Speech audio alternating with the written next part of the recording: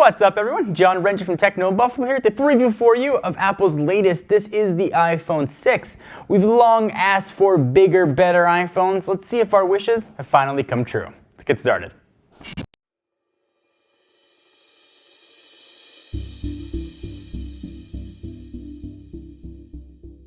As I do with all my reviews, I'm giving it a disclaimer. We use this device for 11 days, 8 days in conjunction with our iPhone 6 Plus. We did a review on that. If you want to see that, it'll be down below, and 3 on its own. We tested it in Southern California, actually Orange County in particular, with both T-Mobile and Verizon service. If you want to see more detail what I'm going to talk about or see more picture and video samples, hit the link down below to check out our written review done by Brandon Russell. So let's first start with design. Most of what was said in our 6 Plus review still rings true here. Again, that link will be down below. First, from an engineering standpoint, I think this thing is an absolute marvel. It is crazy thin, coming in at 6.9 millimeters, which is 3 thinner than the already thin iPhone 6 Plus. The thing just feels like a wave. From an aesthetic standpoint though, I feel like Johnny Ive and company totally phoned this one in. The antenna bands are a total eyesore for me, although they're best hidden on the space gray model. I can almost understand that ridiculous camera hump on the iPhone 6 Plus since it has optical image stabilization and the lens needs to go back and forth, but on the 6, since it only has digital image stabilization, I don't understand why it's there, and also makes the device wobbly when you put it down on a table.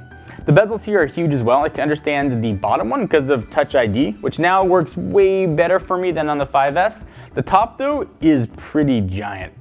Apple routinely puts out dramatic videos of Johnny Ive on a white background talking about Apple's design and how they hold themselves to a higher standard. Not here though, the design is unapologetically average. Alright, so next let's talk about the screen. The resolution has increased on the 6 to 1334 by 750, but the PPI from last gen's Retina display stayed the same, which means it's 326.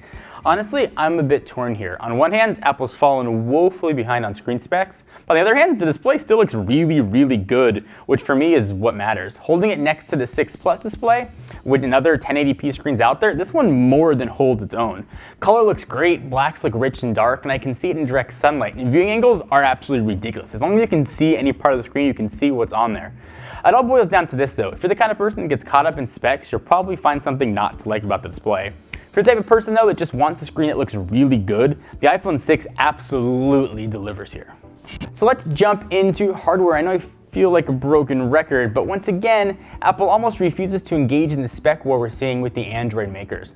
iOS devices have always been about the user experience, and not surprisingly, it's still great here. Apps open crazy fast, the AA processor, and despite having only 1 gig of RAM, I never ran into any memory issues at all. If you salivate over multiple cores and gigs of RAM, you'll find things not to like here. But like the screen, it works really well as it is. Touch ID for me was a giant issue with the 5S. Maybe I've got just a whacked out thumb, but it rarely worked for me. This gen though, I am close to batting 1,000 with it. It works great, makes having a password almost like not having one at all. As of this filming though, in early October, Apple Pay is not yet live, so I can't test that or review it, but I am excited to try it.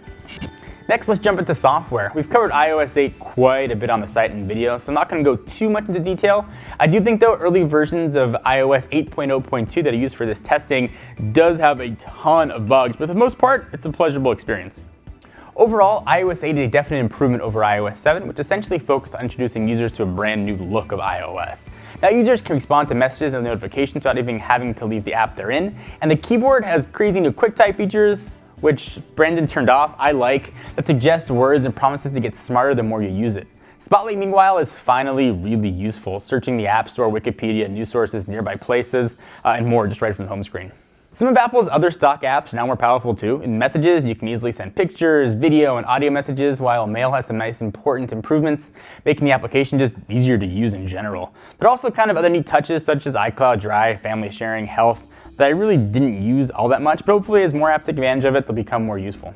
I will say though, the iOS 8.0.1 debacle is a tough one for me. I used to without hesitation, as soon as an update appeared, update my phones. Now though, when a new one hits, I'm gonna be checking reports to see if it breaks anything, and I know I'm not the only one. Seems like a little bit of shine came off the Apple that day for me.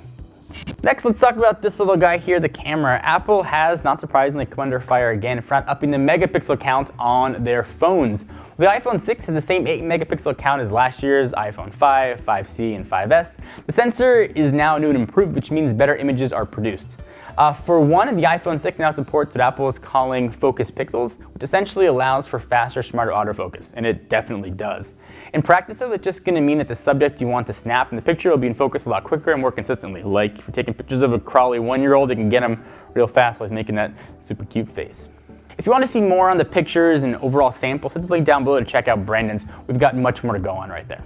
The iPhone 6 does not have optical image stabilization that the iPhone 6 Plus has, so you'd expect kind of some mixed results in low light, but it actually looked pretty decent in low light. Not surprisingly, the video actually looked great even while you were jumping around. We did video samples of Mark filming me while he was literally jumping up and down, and digital stabilization did a really good job.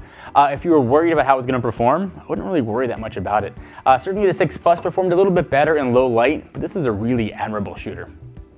So just beyond still images, the iPhone 6 is a great tool for shooting video too, and now 1080p at 60 frames per second, as many YouTube videos have already shown.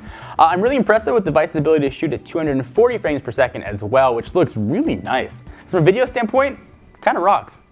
So it boils down to this: if you're content with the photos of your previous iPhone, you'll be really happy with the new iPhone 6. Some deeper tests have shown both Apple's new handsets are top of the pile, and we tend to really agree. Devices like the LG 3 and Galaxy S5 take good photos also, but the iPhone 6, even with a lower megapixel count, takes great photos. The competition, though, has definitely caught up to some extent, and we've seen some really stellar mobile cameras both the Android and Windows Phone markets, but I can tell you wholeheartedly you won't be disappointed with the camera, hump and all.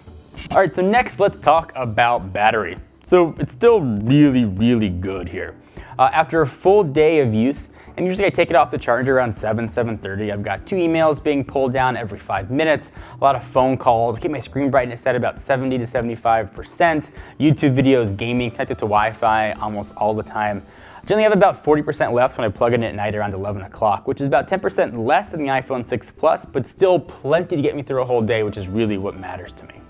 So what's the conclusion on the iPhone 6? This is still the best generation of iPhones to date. If you're an Apple user, you'll absolutely love the upgrades in size and features.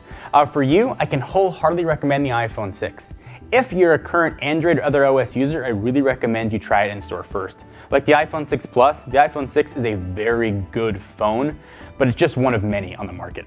This gets an 8.0 on the Techno Buffalo scale. Thank you guys for watching. If you want to see more videos from people who just love technology, hit the big subscribe button right here. We put up videos almost every single day. If you want to see us play video games, albeit sometimes a bit poorly, check us out at our Twitch channel at twitch.tv/technobuffalo. Link's also right down below.